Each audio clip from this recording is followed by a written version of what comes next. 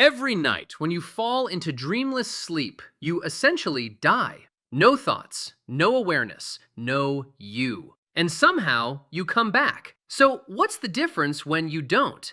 That question sounds simple, but the more you sit with it, the more it unravels everything you thought you knew about yourself. Because here's the truth: scientists, philosophers, doctors, none of them actually agree on what happens to you when your body stops working. And the reason they can't agree is because they can't even agree on what you are in the first place. Right, now you're watching this video. You can feel the weight of your body. You have a voice in your head, probably reading along with these words. You're aware. You're experiencing something. That experience, that feeling of being you, has a name in philosophy. It's called consciousness. And here's what's insane. The smartest people on this planet, neuroscientists, physicists, philosophers, cannot explain where it comes from. They can tell you which part of your brain lights up when you feel happy. They can map every single neuron firing when you look at a red apple. But they cannot tell you why any of that feels like something. Why does seeing red feel like anything at all? Why isn't it all just processing, in the dark, with nobody home? This is called the hard problem of consciousness, and it has been unsolved for decades. Why does this matter? Because if nobody knows what consciousness is, how can anyone tell you what happens to it when you die? Let's talk about what we do know. When your heart stops, your brain, cut off from oxygen, begins to shut down. Within seconds, activity drops. Within minutes, it flatlines. By every medical definition, you are dead. But then something strange happens.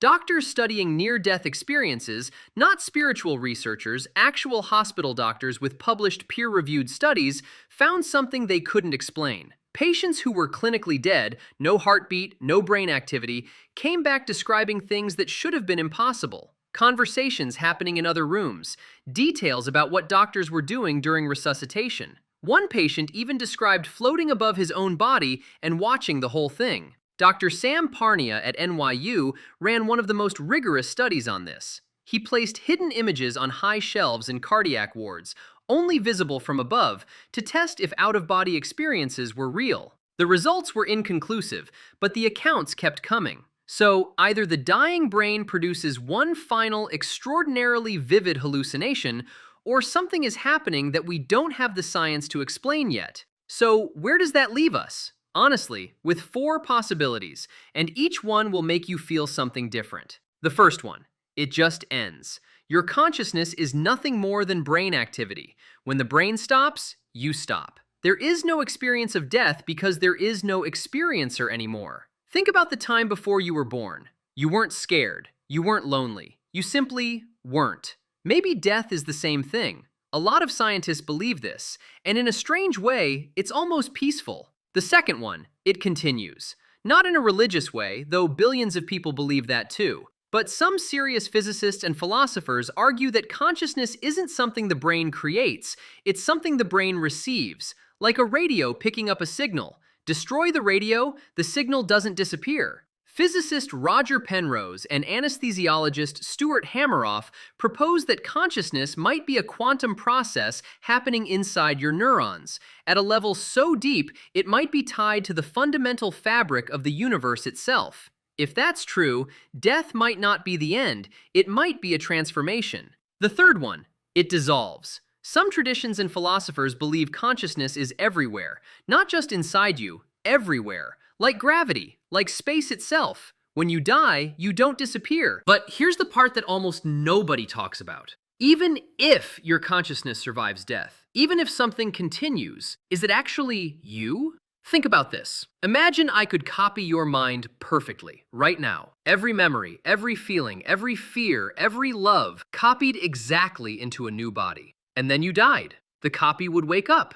It would remember your whole life. It would love your family. It would think it's you. It would feel like you. But you would still be gone. So which one was real? This isn't just a thought experiment. This is a real problem in philosophy. And it completely changes how we think about survival after death. Because maybe the thing we're trying to protect, this sense of me, is not as solid as we think. Maybe you have already changed so completely from who you were 10 years ago, different beliefs, different body, different memories, that in some sense, that person is already gone, and you didn't even notice.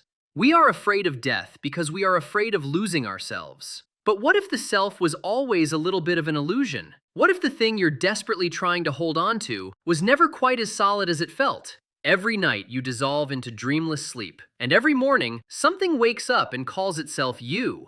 Maybe that's all any of us have ever been. Think about that. If this made your brain hurt, good. Subscribe, because next time we're going even deeper. What are you really? Not your body, not your memories, not even your thoughts. So then, what? See you there.